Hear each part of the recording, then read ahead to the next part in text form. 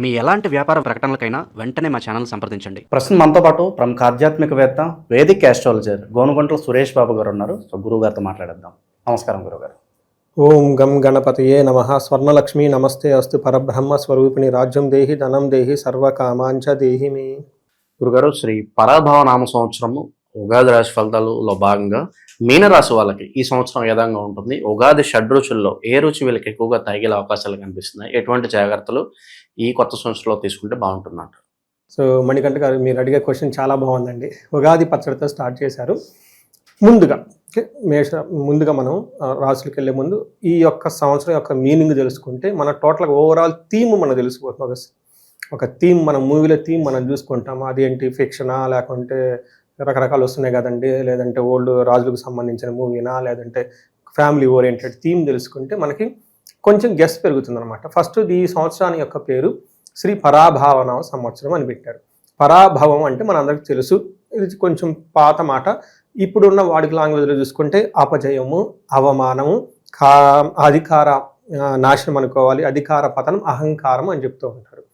Meaning అంటే పరా అంటే దూరంగా ఉండటం, అభావం, భావం అంటే ఇన్సెక్యూర్గా ఫీల్ అయిపోవటం. అంటే ఈ సంవత్సరం అంటే జనాలు ఎలా ఉండాలంటే మనకి ఇన్ఫీరియారిటీ కాంప్లెక్స్కి దూరంగా ఉండాలి, అభావానికి దూరంగా ఉండాలి, పిరికితనానికి దూరంగా ఉండాలి అని మనకి చెప్తూ ఉంటారు. మనం ఎప్పుడు అభావంగా ఫీల్ అవుతాము, ఎప్పుడు ఇన్సెక్యూర్గా ఫీల్ అవుతాం, ఎప్పుడైతే మనం గిల్టీ పనులు చేస్తూ ఉంటామో, ధర్మానికి వ్యతిరేకంగా వెళ్తూ ఉంటామో, అప్పుడు మనకు తెలవకుండానే మనలో మనకి ఇన్ఫీరియారిటీ పెరుగుతూ ఉంటుంది. ఇన్ కేస్ అలాంటి సిచ్యువేషన్లో మనకు తెలుసో తెలవకుండా ఉంటే అది ఒక స్కామ్ లాగా, లేకుంటే ఒక గిల్టీ లాగా బయటికి ఎక్స్పోజ్ అయిపోతుంది. తద్వారా మనలో ఉన్న అపజయం కలుగుతుంది, అహంకారం పోతుంది, తర్వాత మనం ఏమనుకున్న అవమానం, పతనం స్టార్ట్ అవుతుంది. అందుకని ఈ సంవత్సరంలో చాలా జాగ్రత్తగా ఉండాలి. సో శ్రీ పరాభావనవ సంవత్సరంలో మీనరాశి వాళ్ళకి అన్ని రుచులు ఉంటాయండి. ఇటు స్వీటెస్ట్ నుంచి పులుపు దగ్గర నుంచి వగరు కూడా చప్పగా ఉండే అవకాశం కూడా ఎక్కువగా ఉంటుంది. ఈ రాశి వాళ్ళకి ఫస్ట్ రిపోర్ట్ చెప్పుకోబోయే ముందు చూస్తే పేరు బలం ప్రకారం నక్షత్రం పూర్వభాద్ర 4వ పాదం, ఉత్తరాభాద్ర 1, 2, 3, 4 పాదాలు, రేవతి 1, 2, 3, 4 పాదాలంతా మీనరాశిలో ఉంటారు. పేరు బలం ప్రకారం కనుక చూసుకుంటే ది, దూషం, జా, దా, దే, దో, చాచి అనే లెటర్స్ కూడా ఇందులో ఉంటారు. వీళ్ళకి ఒక శుభకరమైన వార్త ఏమిటంటే, విశేషం ఏమిటంటే, ఇంతకు ముందుతో కంపేర్ చేస్తే వీళ్ళది చాలా బాగుంటుంది. ఎందుకంటే ఈ రాశి వాళ్ళు నాకు బాగా తెలుసు కాబట్టి లాస్ట్ మంత్ ఈ 2024 ఎక్కువ పూజలు ఎవరికైనా చేస్తుంటే ఈ రాశి వాళ్ళకి 10 కాల్స్ వస్తే 2 కాల్స్ ఈ రాశి నుంచి ఖచ్చితంగా గ్యారంటీగా ఉంటాయి. కొంచెం బాగా స్ట్రెస్ అయి ఉన్నారు వీళ్ళు అన్ని విధాలుగా.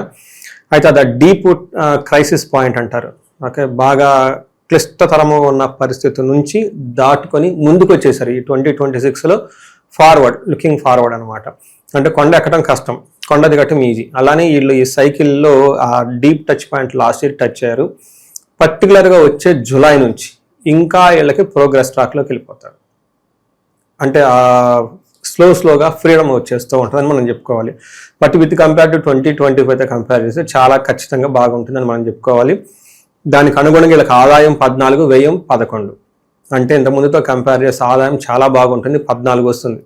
తర్వాత వ్యయం 11, అంటే మధ్యలో బ్యాలెన్స్ 3 వీళ్ళకి ప్రాఫిట్ మిగిల్చుకుంటున్నారు. This very good trend. అలానే రాజ్యపూజ్యం 7, అవమానం 2. అంటే వీళ్ళ చుట్టూ ఉన్న అభిమానించే వాళ్ళు, రెస్పెక్ట్ ఇచ్చేవాళ్ళు ఎక్కువ ఉంటారు, అవమానించే వాళ్ళు చాలా కొద్దిగా ఉంటారని గమనించుకోవాలి. ఇది చాలా ఒక గుడ్ ట్రెండ్ అని మనం చెప్పుకోవచ్చు. వీళ్ళకి చాలా ఉత్సాహంగా హ్యాపీగా 2026 అయితే వీళ్ళకి ఖచ్చితంగా ఉండబోతుంది. కొంచెమంది ఎవరన్నా కనుక చిన్న చిన్న సఫరింగ్స్ ఉన్నా కానీ, అవి పెద్దగా ప్రాబ్లమ్స్ ఉన్నా దే కెన్ మేనేజ్. వాళ్ళు వాటిని చక్కగా వ్యూహాత్మకంగా, చాకచక్యంగా, తెలివితేటలుగా అవన్నీ పరిష్కరించుకొని ముందుకెళ్ళిపోతారు. సో పెద్ద ప్రాబ్లం అయితే కాదు. ఇంకొకటి, వీళ్ళకి విపరీత వేద నాకు కాన్సెప్ట్లో రాహు 12వ స్థానంలో ఉన్నా కానీ దాని యొక్క చెడు ప్రభావం వీళ్ళ మీద పడకుండా వీళ్ళు చాలా స్మార్ట్గా తప్పించుకొని తిరుగుతూ ముందుకెళ్ళిపోతారు. వీళ్ళకి శని ఫస్ట్ హౌస్లో ఉండటంతో గురువు 4వ ఇంట్లో ఉన్నారు. ఈ గురువు పుష్కరాలప్పటికీ 5వ స్థానానికి రావడంతో మహాభాగ్యం పట్టుకుంటుంది వీళ్ళకి. అండ్ ఈ వచ్చే ఒక 3-4 months వాళ్ళు కొంచెం వెయిట్ చేయగలిగితే పేషెన్స్గా, అక్కడి నుంచి లైఫ్ అంతా టర్న్ అరౌండ్ అయిపోతుంది, బాగా ముందుకెళ్ళిపోతారు. అయితే శని వీళ్ళకి ఇంకా స్టిల్ ఫస్ట్ హౌస్లోనే ఉండటంతో ఏలినాడు శని ప్రభావంతో మనకి ఏం చెప్తారంటే తేజో హాని మతి భ్రంశో అంటే వీళ్ళ బ్రెయిన్ చాలా ఫాస్ట్గా ఉండదు. అందుకని కొత్త కొత్త బిజినెస్లు చేయటం, కొత్త కొత్త వాళ్ళతో పరిచయాలు పెంచుకోవటం, ఈ ట్రిక్కీగా మోసపూరితమైన వాళ్ళతో ఎవరైనా ఉంటే దూరంగా ఉండటం చాలా చాలా ఉత్తమం వీళ్ళకి. ఎందుకంటే ఈ టైంలో వాటిని తప్పించుకునే ఒక క్లవర్నెస్, మైండ్ అలర్ట్నెస్ వీళ్ళకు ఉండదు. శని తల మీద ఉన్నారు కాబట్టి. తర్వాత భయం, ఓవరాల్గా చూసుకుంటే వ్యసనం, అంటే వీళ్ళకి అనవసరమైన ఎడిక్షన్స్ గురయ్యే అవకాశం కూడా ఉంది. అందుకని మన చుట్టూ మంచి వాళ్ళు ఉంటే మనం మంచిగా ఉంటాం, మన చుట్టూ చెడుగా ఉంటే చెడుగానే ఉంటాం. చూసారు కదా, మనం ఎక్కడైనా ఈ టాయిలెట్ కంపు దగ్గర ఉంటే స్మెల్ అదే వస్తుంది. అదే ఎక్కడైనా మంచి పూజలు, పురస్కారాలు, దేవుళ్ళు మంచి ప్లేస్లో ఉంటే మంచి మంచి బ్రాండెడ్ షాపులకు వెళ్ళిపోతే అక్కడ ఉండే పెర్ఫ్యూమ్ వాసన మంచిగా వస్తుంది. అందుకని వీళ్ళు చాలా క్లవర్గా ఉండాలి. వీళ్ళు నేను మంచి అనుకుంటే ఓకే, బట్ నా చుట్టూ ఆ ఉన్న ఎన్విరాన్మెంట్ కూడా చాలా నీట్గా సెలెక్ట్గా చూసుకోవటం చాలా చాలా ఉత్తమం. వీళ్ళకి ఏదైనా కనుక ఒక శ్రీరామ రక్ష, ఒక రియల్ టైంలో గైడింగ్ ప్రిన్సిపల్స్ ఏంటంటే, ఒకసారి మీకు చెప్తున్న మీన రాశి వాళ్ళు, మీ చుట్టూ ఉన్న మంచి ప్లేస్ని మిమ్మల్ని చాలా ప్రభావితం చేస్తాయి. మీ చుట్టూ ఉన్న వాళ్ళు మిమ్మల్ని చాలా చాలా ప్రభావితం చేస్తారు. మంచి ప్లేసుల్లో మంచి వాళ్ళతో చక్కగా ఉండండి. మీకు అది శ్రీరామ రక్ష. ఈ సంవత్సరం అంతా మిమ్మల్ని ఒక్క ప్రిన్సిపలే కాపాడుతుంది.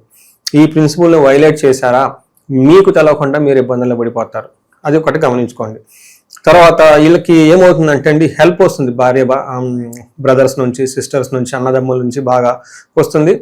అయితే వీళ్ళకి వర్క్ ప్లేస్లో మనీ వ్యవహారంలో చాలా జాగ్రత్తగా ఉండాలి. మనీ అంత తొందరగా దగ్గరకు రాదు. అందుకని పెద్ద పెద్ద బిజినెస్ లాంటివి చేయకుండా చాలా తక్కువగా ఉన్న బిజినెస్ చేసుకుంటూ పోతే చాలా బాగుంటుంది. ఓకే, ఇక ఈ రాశికి సంబంధించిన నక్షత్రాల వాళ్ళకి ఈ సంవత్సరం ఎలా ఉంటుంది? సో వీళ్ళకి ఒక మంచి హ్యాపీ న్యూస్ ఏంటంటే, ఇండివిజువల్ నక్షత్రాలు చూసుకున్నప్పుడు ఇంకా చాలా బాగుంది. అందులోనూ పూర్వభాద్ర నక్షత్రాలకు రాజ్య లాభము అంటే ప్రమోషన్ వస్తుంది. తర్వాత హెల్త్ బాగుంటుంది, ధనవృద్ధి, ధనలాభము, సుఖము.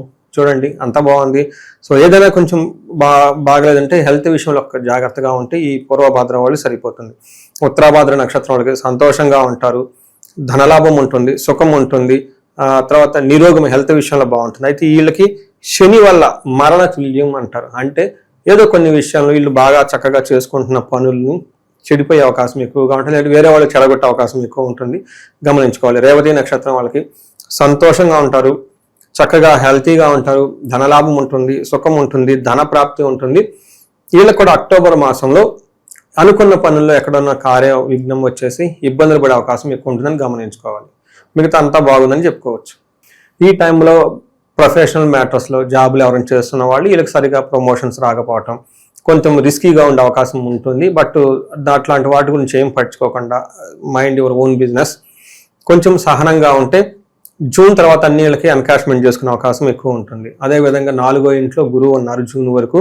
ఇక్కడ ఏమవుతుందంటే అధికారుల వల్ల నష్టము, మోసపోవటం ఇవన్నీ జరుగుతుంటుంది. యాచన బుద్ధి, చాంచల్యం, తేజోహాని, ధనుర్వయం అని చెప్తారు. ఈ టైంలో ఎప్పుడు అడగని వ్యక్తి కూడాను కొంచెం నోరు తెరిచి నాకు అది కావాలి, ఇది కావాలి, అలాంటి అవకాశం ఎక్కువ ఉంటుంది. దేశ త్యాగం, కలహం అని మనకు చెప్తూ ఉంటారు. మనోబుద్ధి చాంచల్యం, మైండ్ సరిగా పనిచేయదని చెప్తూ ఉంటారు. మనకి మహాభారతంలో ఒక చిన్న దీనికి అనుగుణంగా ఒకటి ఇన్సిడెన్స్ ఉంటుంది. ధర్మరాజు అన్ని ధర్మవేత్తలు తెలిసిన వ్యక్తి పొయ్యి జోదం ఆడతాడు. ఈ జోదం ఆడటంతో ఏమైపోయింది, అన్ని పోగొట్టుకున్నారు. మీనరాశి వాళ్ళు ఇది కరెక్ట్గా అప్లై అవుతుంది. ఈ టైంలో ఇలాంటి జోదాలు ఆడటము, గ్యాంబ్లింగ్, స్పెక్యులేటివ్, ఏదేదో చేద్దాము, అది చేద్దాం, ఇది చేద్దాం అనుకుంటే అందులో మోసపోయే అవకాశం ఎక్కువగా ఉంటుంది. అసలు అక్కడ దాకపోవటం ఎందుకు, ఆడటం ఎందుకు, పోగొట్టుకోవటం ఎందుకు, ఈ గొడవలు యుద్ధాలంతా ఎందుకు? పెద్దవాళ్ళు చెప్పారు కదా చేయకూడదని, చేయకుండా ఉంటే చాలు. అయితే ఈ టైంలో మనకి వీళ్ళకి ఒక స్టేటస్, పొజిషన్కి అవమానం జరిగే పరిస్థితులు ఎక్కువగా ఉంటుంది. ఇది కూడా మనకి జూన్ వరకు ఒక 3-4 months. ఆ తర్వాత వీళ్ళకి గురువు మారటంతో కంట్రోల్ వస్తుంది. ఈ టైంలో గురువు మారిన తర్వాత పుష్కరాల తర్వాత వీళ్ళకి చక్కగా పిలిగ్రిమేజెస్ తిరుగుతూ ఉంటారు, తీర్థయాత్రలు చేస్తూ ఉంటారు, ధనం వస్తుంది. ఇలా ఎక్కడన్నా కానీ హెల్త్కి సంబంధించిన వాటికి సంబంధించిన వ్యవహారాల్లో చాలా బాగుంటుంది.